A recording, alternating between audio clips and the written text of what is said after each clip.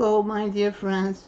Today we're going to speak about some managerial implications, their strengths and weaknesses. In the economic approach, the primary focus of the brand manager is to eliminate the barriers to exchange and facilitate the next transaction. The marketing mix is considered to be the best toolkit for this transactional approach to brand management. Brand managers, hence in the economic approach, have the 4Ps at their disposal to create strong brand and optimize brand performance. Because of the rather operational nature of the theoretical building blocks, this section will not, as it is in case in the order approach of the other videos, elaborate extensively on how to manage the marketing mix variables, since the key issues have already been explained in the theoretical building blocks. Rather, it will focus on the strengths and weaknesses of using the economic approach as a basis of brand building. It will also summarize the main points of critique that the approach has been subject to since its foundation and application in the context of brand management. As already mentioned, the marketing mix approach has in many ways dominated the marketing environment and become an indisputable paradigm.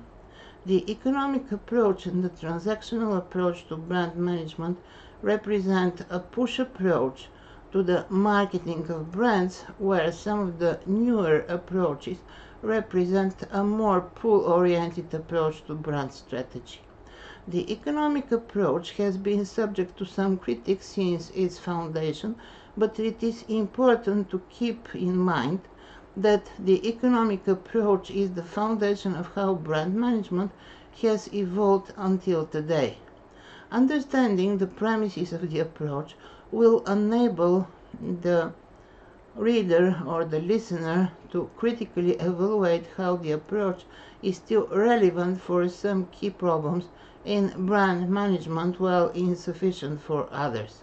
The managerial branding focus of the economic approach is, as mentioned, individual transactions, and branding is considered to be a management problem that can be solved through managerial tasks of analyzing, planning, and implementing marketing activities with the purpose of selling as many products as possible. In the research literature and in management practice, the tools of economic approach and the 4Ps and the marketing mix and how it can affect consumers' brand choice behavior are still widely researched. From an operational viewpoint, the marketing mix toolbox is still relevant and beneficial for the brand manager to know about, especially if he or she is aware of its strengths and limitations. In practice, managing a brand according to the theory of the marketing mix means that companies believe that by manipulating a series of interrelated marketing decisions, the marketing manager can target and position products within a defined market segment which will respond in a planned and desirable manner. The consumer reacts to the marketing mix and does not engage in any interaction with the company as such. Hence, as a planning and execution tool, the marketing mix is indeed considered to be appropriate. The downside is, however, the using of the marketing mix as the primary marketing tool to manage brands, and can result in a rather short-term focus because of the extensive emphasis on the next transaction.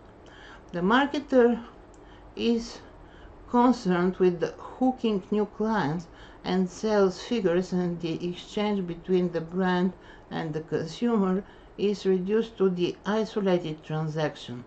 The brand building qualities are, however, difficult to catch sign of, especially from the field of service branding. The critique of this perception of transactions is isolated events has been harsh. In severe marketing, it is clear that other rules of the game apply. Interaction with the consumer is perceived as an ongoing relationship rather than an isolated transactions and individual exchanges. My dear friends, thank you for watching my channel. If you like the content, please subscribe.